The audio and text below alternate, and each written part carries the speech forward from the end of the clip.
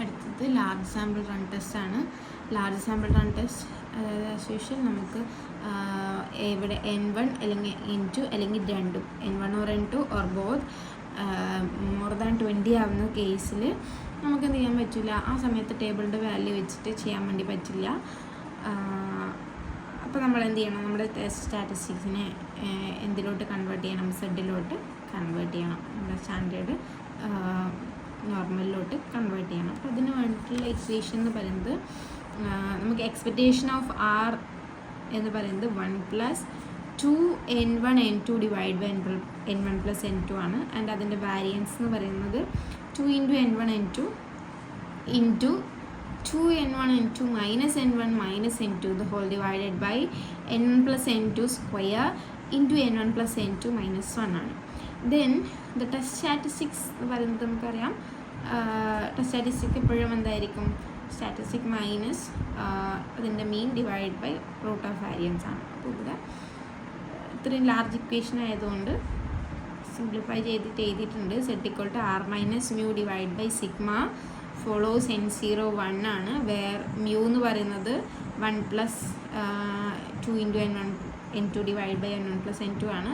And sigma എന്ന് പറയുന്നത് root of this value ആണ്, 2n1 n2 into 2n1 n2 minus n1 minus n2 divided by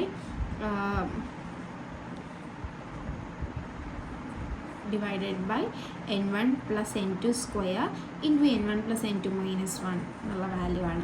ഇനി നമ്മളെന്താ ചെയ്യുക, സ്റ്റാൻഡേർഡ് നോർമലിനകത്തുള്ള കൺക്ലൂഷൻ പോലെ തന്നെയാണ് ഇതിനകത്ത് കൺക്ലൂഷൻ വരിക. അതായത് കാൽക്കുലേറ്റഡ് വാല്യൂ സ്റ്റാൻഡേർഡ് നോർമലിൻ്റെ ക്രിട്ടിക്കൽ വാല്യൂസ് വെച്ച് കമ്പയർ ചെയ്യാം.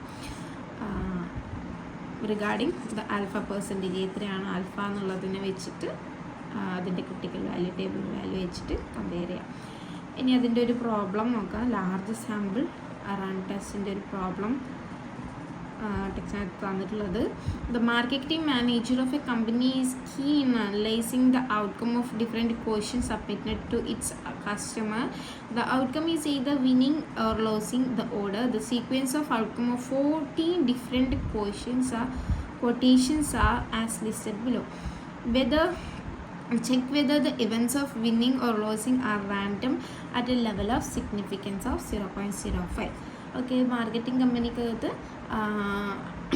Analysing the outcome of different quotation submitted to its customer. അതായത് കസ്റ്റമർക്ക് കൊടുത്തിട്ടുള്ള ഓരോ കൊട്ടേഷൻസിൻ്റെ വിന്നിങ് ആണോ ലോസിങ് ആണോ സംഭവിച്ചിരിക്കുന്നത് എന്നുള്ളത് ലിസ്റ്റ് ചെയ്തിരിക്കുകയാണ്. ഉള്ള ക്വസ്റ്റ്യനിന് വലിയതായിട്ട് ഇതാക്കാൻ നിൽക്കണ്ട, കൺഫ്യൂഷൻ ആവാൻ നിൽക്കണ്ട. നമുക്ക് തന്നിട്ടുള്ള ഇത് നോക്കാം. നമ്മുടെ ടെസ്റ്റ് എപ്പോഴും എന്താണ്, റാൻഡം ആയിട്ടാണോ അത് സംഭവിക്കുന്നത് എന്നുള്ളതാണ് നമ്മുടെ ക്വസ്റ്റ്യൻ. ആൻഡ് ഇവിടെ തന്നിട്ടുള്ളത് പിന്നെ എത്ര തന്നിട്ടുണ്ട്, 40 ഔട്ട്കംസ് ആണുള്ളതെന്ന് തന്നിട്ടുണ്ട്. അപ്പോൾ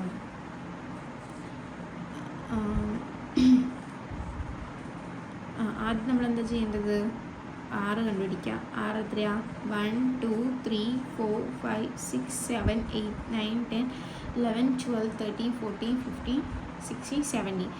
6 എന്നുള്ളത് 17, നമ്പർ ഓഫ് ഫ്രണ്ട്സ് നമുക്ക് 17 ആണെന്ന് കിട്ടി. ഇനി n1ഉം n2ഉം കൗണ്ട് ചെയ്യുക. n1 എന്ന് പറയുന്നത് 24 കിട്ടിയിട്ടുണ്ട്, n2 16. ഇനി നമ്മുടെ h0 എന്ന് പറയുന്നത് occurrence of runs are at random, അല്ലെങ്കിൽ അതിൻ്റെ എന്താ അനലൈസ് ചെയ്തിട്ടുള്ളത് റാൻഡമായിട്ടാണ്, എന്താ വിന്നിങ്ങും ലൂസിങ്ങും റാൻഡമായിട്ടാണ് ഒക്കർ ചെയ്യുന്നതാണ് h0. ആൻഡ് h1 ഇവിടെ മിസ്റ്റേക്കാണ്, h1 ദേ ആർ നോട്ട്.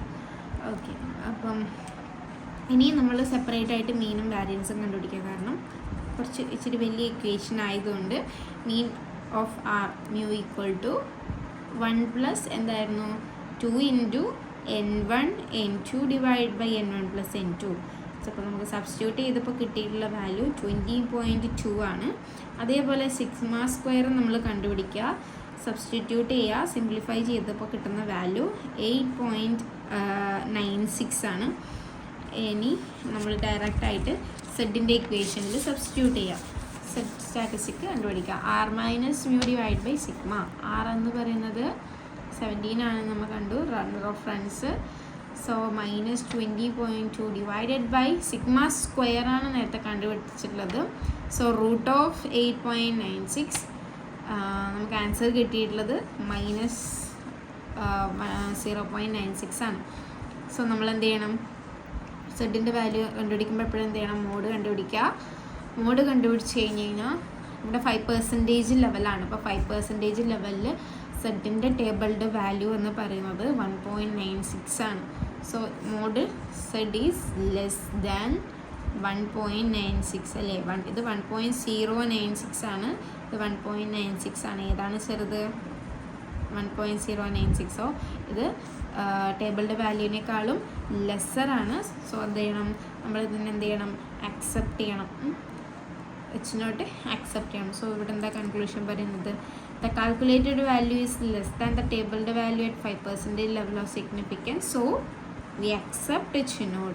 അതായത് the runs are at random, that is outcome W or L are at random. അതായത് വിന്നിങ്ങും ലോസിങ്ങും റാൻഡമായിട്ടാണ് ഒക്കർ ചെയ്തിരിക്കുന്നത് എന്നുള്ളതാണ് ഇവിടെ കൺക്ലൂഷനായിട്ട് വരുന്നത്. അപ്പോൾ ഇവിടെയും സിമ്പിളാണ് സ്റ്റെപ്പ്. അതായത് R നമ്മൾ കണ്ടുപിടിക്കുക, ദെൻ N1 N2 കണ്ടുപിടിക്കുക, ദെൻ സിമ്പിളായിട്ട് ഈക്വേഷനകത്ത് ആറും N1 N2ൻ്റെ വാല്യൂസ് സബ്സ്റ്റിറ്റ്യൂട്ട് ചെയ്തതിന് ശേഷം ആറിൻ്റെ മീനും വാല്യൂസും കണ്ടുപിടിക്കുക. ദെൻ നമ്മുടെ സെഡിൻ്റെ ഇക്വേഷനിൽ സബ്സ്റ്റിറ്റ്യൂട്ട് ചെയ്യുക.